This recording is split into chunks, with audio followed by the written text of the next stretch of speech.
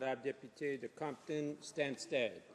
Merci beaucoup, Monsieur le Président. First, I'd like to thank my colleague. Tout d'abord, j'aimerais remercier ma collègue qui a travaillé de façon excellente au sein du comité permanent, de sorte que je puisse être aux côtés de ma femme lorsqu'elle a accouché. Mais là, je suis de retour. S'il vous plaît, Monsieur le Président, lorsqu'il restera 60 secondes.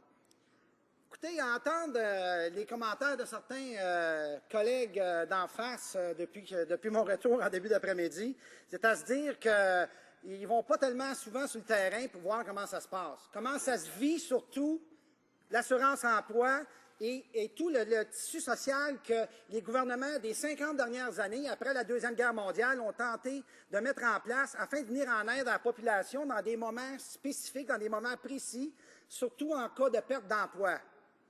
On ne parlera pas des logements sociaux, des pensions de vieillesse, là, on va parler de l'assurance-emploi, parce que ça aussi, ça a été bafoué, et puis ça fait partie des programmes qui sont essentiels dans un pays industrialisé, dans un pays moderne, pour venir en aide à sa population.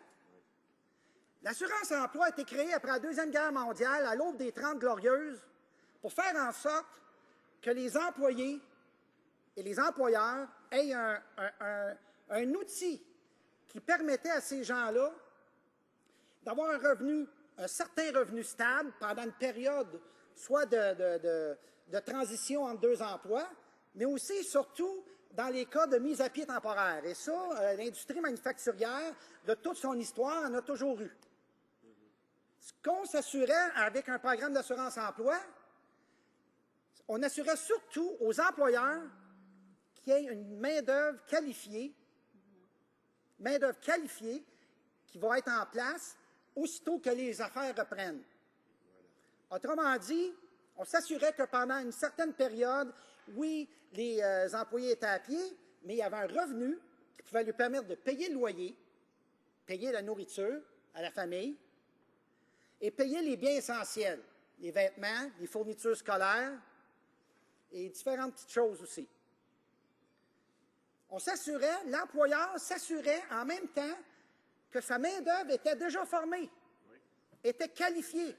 Elle revenait au travail, reprenait les tâches quotidiennes et les menait d'une façon comme si de rien n'était, pas de formation, oui, des mises à jour à faire, mais on s'assurait que la main-d'œuvre était là, en place, elle revenait et elle prenait soin d'exécuter les tâches convenablement. Alors, c'est quoi l'impact quand l'assurance-emploi n'est pas là pour répondre aux besoins de la population canadienne?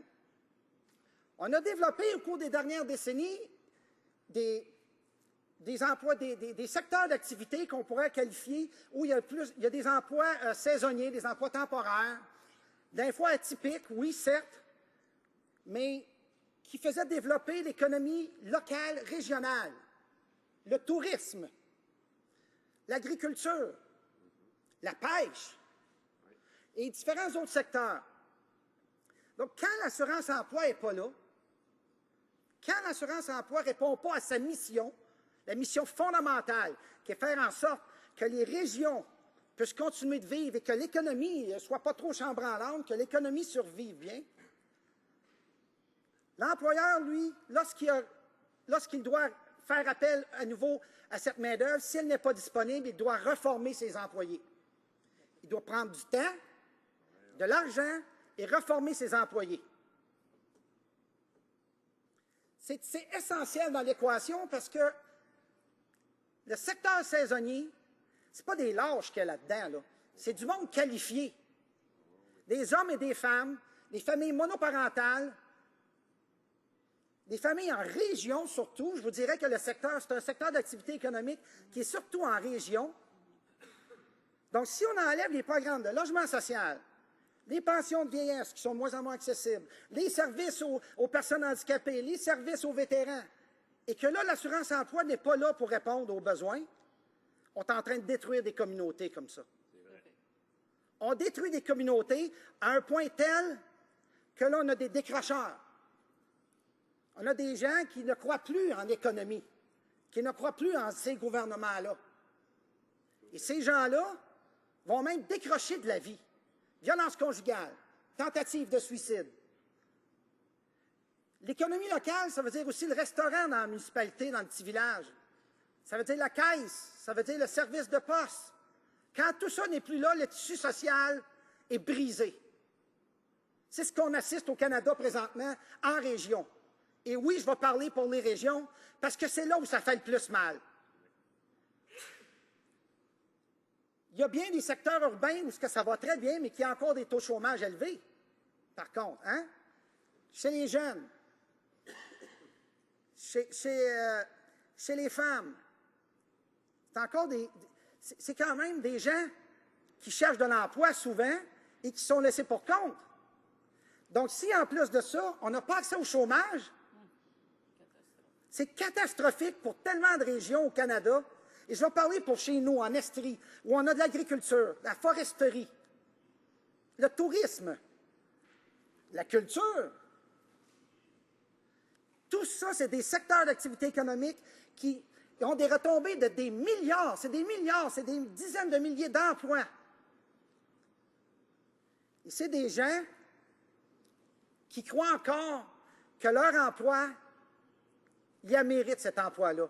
Ils sont prêts à y retourner quand vient le temps. Les travailleurs autonomes, on devrait peut-être aussi mettre ça un petit peu plus accessible à eux. Et ça, on le voit là, il y a des besoins là aussi qui se créent. Mais le tissu social dans les régions, s'il n'y a pas accès, si on n'a pas accès aux sommes, en plus, ils ont payé. L'employeur et l'employé payent sa cotisation. Le système est fonctionnel. Il peut fonctionner. Effectivement, on me souffle à l'oreille, fonctionnel, oui, mais il pourrait être beaucoup plus efficace. Il ne l'est pas. Auparavant, c'est 8-9 personnes sur 10 qui avaient payé des cotisations d'assurance-emploi qui avaient accès. Maintenant, c'est 4. Et 4, là, et quelquefois, là, c'est moins. Pourquoi? Parce qu'il y a tellement de tracasseries, de refus. On refuse de discuter avec ces gens-là. Les tribunaux administratifs sont débordés. Les gens décrochent. On ne peut même plus les compter dans les statistiques de population active. Ils ne sont plus chômeurs, ils ne sont plus travailleurs. Où ils sont? Au noir, je ne sais pas où ils sont. Mais ces gens-là ont payé des cotisations d'assurance-emploi et ils y ont droit. Ils y ont droit. Le Canada est un des pays industrialisés où le système est le plus vicieux pour les chômeurs, les chômeuses.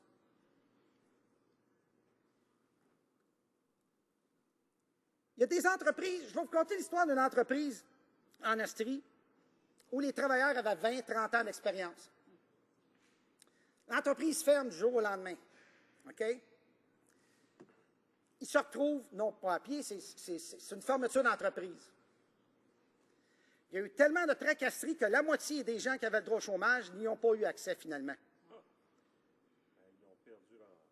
Ces gens-là se retrouvaient sans emploi, 3-4 ans d'hypothèque encore à payer, parce qu'ils avaient travaillé toute leur vie. Toute leur vie. Ils ont cotisé toute leur vie. Et on lui a refusé l'accès au système. L'employeur, l'employé a payé toute sa vie une cotisation. Les sommes ne sont pas là. Qu'est-ce qui se passe dans ce système-là? Oui, je vais rétorquer, j'avais dit qu'il fonctionnait. Il ne fonctionne pas, ce système-là. Il ne fonctionne pas. Une minute, merci beaucoup. Un de mes anciens profs d'économie, que je vais nommer Jean Lacharité, il m'avait dit, tu sais, il dit, ça c'était au début du scandale là, de 50 milliards d'argent détourné par les libéraux, qui ont fait un très bon travail là-dessus, hein? Puis qui a été continué par les conservateurs. Cet argent-là, ces travailleurs et travailleuses-là ont travaillé toute leur vie pour cotiser à un système qui est supposé d'être là pour répondre à une mission. C'est d'être là quand on a besoin d'une façon temporaire. Une façon temporaire afin d'aider les gens à passer d'une étape à l'autre. Un pays moderne, industrialisé et riche comme nous autres a besoin d'un système comme ça, efficace, et seul le NPD, avec une motion comme celle-là de mon collègue de Trois-Rivières, Seule une motion comme celle-là, et surtout quand que le NPD va prendre le pouvoir à l'automne, bientôt, dans quelques mois, on va rétablir les faits et les chômeurs et les chômeuses n'auront plus de tracas. Les travailleurs et travailleuses vont travailler dans une économie prospère. Merci beaucoup, M. le Président.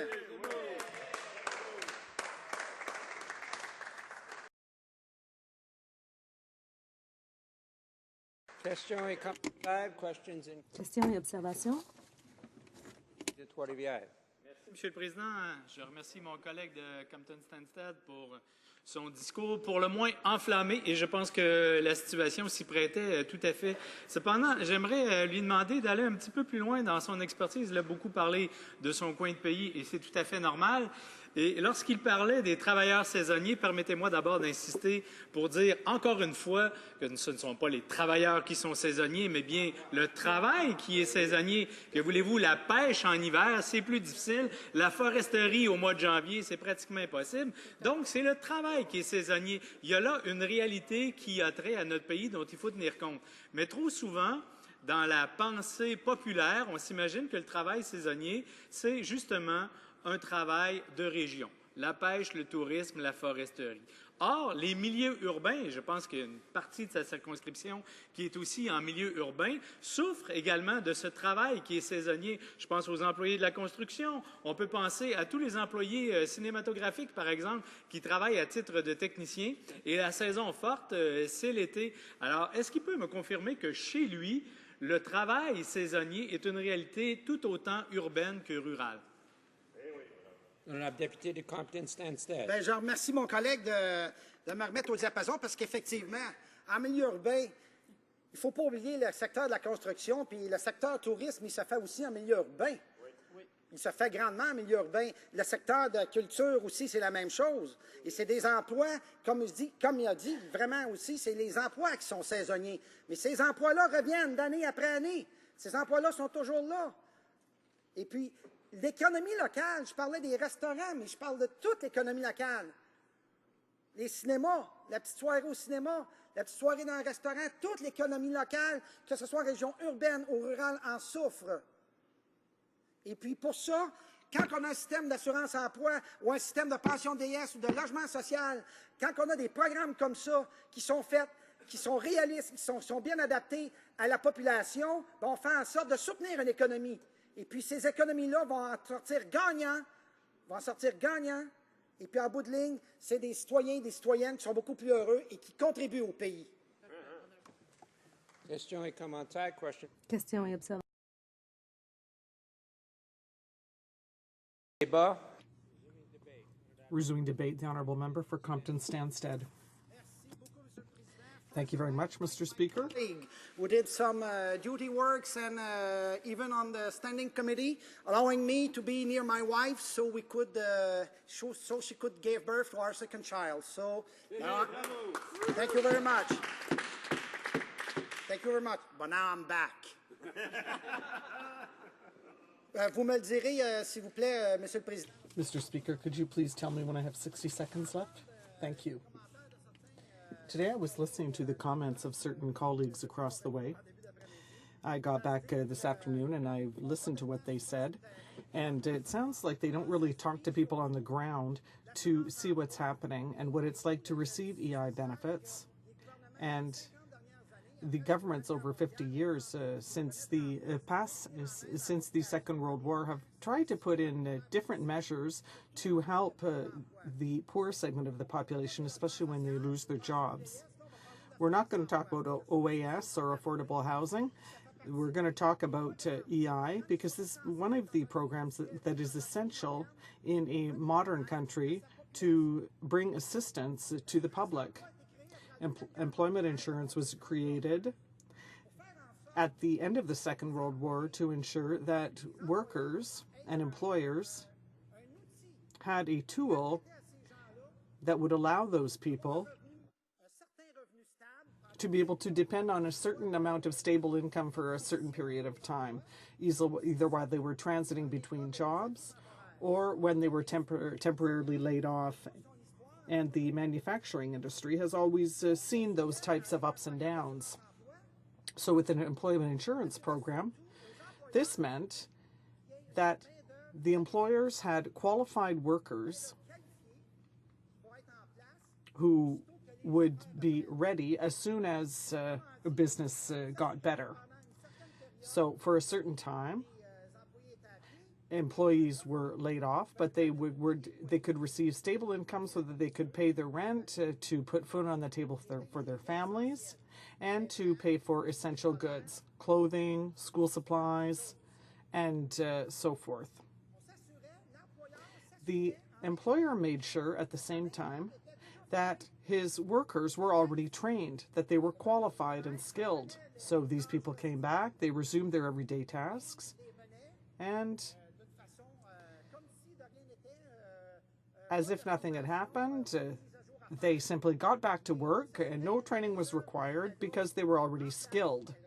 So the labor force was there, it got back to work, and it carried out the employer's duties. So what happens when EI is no longer there to meet the needs of the Canadian public? Over the past decade, there are different sectors of activity that have developed where we have seen more and more seasonal work, more and more temporary jobs. So these kind of jobs often help develop the local economy. For example, tourism, agriculture, fisheries, and different other sectors of activity. So when employment insurance is not there, when people cannot depend on employment insurance to fulfill its basic mission, which ensures that regions can continue to thrive and that the economy is not too shaky, well, then the employer, when he needs to call upon this labor force, again, if those people are not available, he has to retrain new employees. That takes time. It takes money to train these people from scratch. This is an essential part of the equation because the seasonal sector, it's not lazy people who are working there. It is people who are very qualified, men and women, single-parent families, people, especially families who live in regions. I would say that the sector of activity, this sector of activity is mostly found in regions. So if you remove pensions, services for the disabled, and if, in addition, employment insurance is not there to meet the needs, then we're talking about communities that are being destroyed in such a way that people simply drop out of society. They don't believe in the economy anymore. They don't believe in this government. And those people actually simply lose their taste for life, and we see suicides and spousal violence in many small villages. When you don't have any more postal services or credit unions, then all of the social fabric is undermined. And I'm going to speak on behalf of the regions because they're the ones that are suffering. There are many urban sectors where things are going well, but there are still high unemployment rates. For example, among women. Women often are looking for work and are simply left behind to fend for themselves. So if in addition they don't have access to employment insurance benefits, this is disastrous for so many regions in Canada. Let's talk about where I live. In the Eastern Townships, there is farming, forestry, tourism, and cultural activities. All of those are economic sectors of activity that see spin-offs, that generate spin-offs of tens of thousands of jobs and billions of dollars. These are people who still believe that their job has merit, that it means something, and they want to go back to work when it is time to do so. Self-employed workers, for example, that should be, EI should be more accessible for them as well, because they have needs as well. But the social fabric of the regions, well, if people don't have access to EI benefits, in addition to having paid into the system, the employer and workers both pay their premiums The system works. It's functional. Well, I mean, it can work. But it could be much more effective. 8 or 9 out of 10 people had access to EI benefits, those who paid in. And now it's only half of that. And sometimes it's even less than that. Why? Because there's so much administrative red tape that has to be gone through. People are turned down. People won't. People refuse to even meet with them and to discuss with them. The administrative centers are full to overflowing. They're not even part of the labor force because they're not unemployed and they're not workers. I don't know if they're working under the table, but if they've paid into the EI system, then they are entitled to receive benefits. Canada is one of the industrialized nations where things are the toughest for the unemployed workers. I'm going to tell you about a business in the Eastern Townships in my riding where people had 50 or 60 years of experience. This business shut down overnight. So, yes, there was a business shutdown. There was so much red tape that half the people who were entitled to EI benefits eventually didn't receive them. So they had no more jobs. They still had to pay 3 or 4 years of their mortgage because they had worked all their lives. They paid into the EI system all their lives, but they did not have access to the benefits. Both the employers and the workers paid their premiums all their lives, but all of a sudden they couldn't access these benefits. What is wrong with this system? Yes, I did say it was functional, but actually, no, it doesn't work.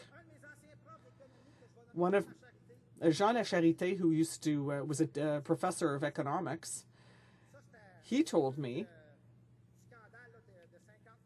and this was when we found out about the $57 billion slush fund for the Liberals that the Conservatives continued with, workers, they worked all their lives to pay into a system that was supposed to be there to help them when they needed it. That was its mission, to be there when people needed temporary benefits, to help people to transit from one phase to another.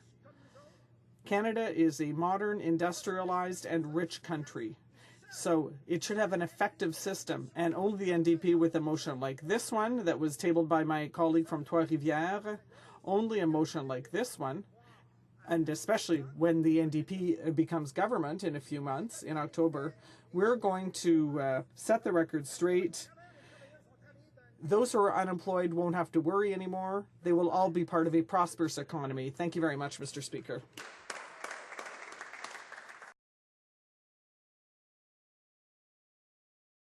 Questions et commentaires, questions and comments? The Honourable Member for Trois-Rivières.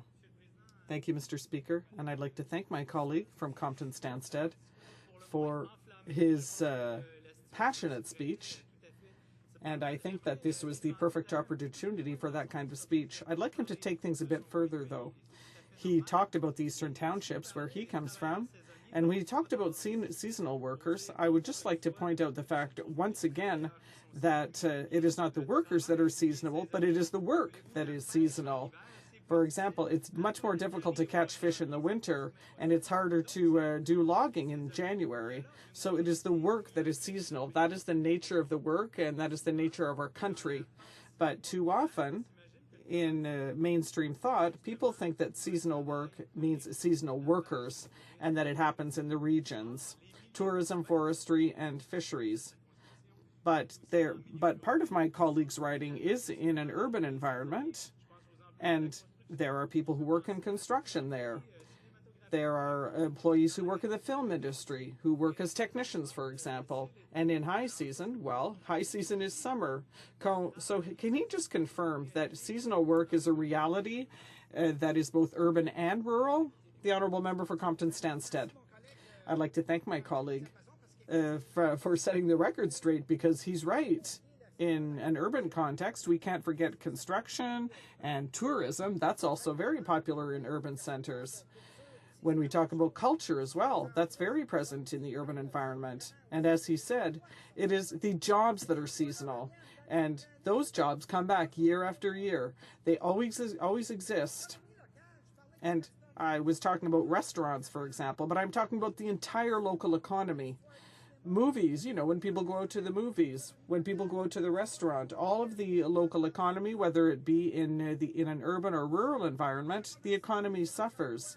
And when we have affordable housing and when we have pensions, that programs like this that are properly adapted to the public, then those programs must be supported for the good of the economy.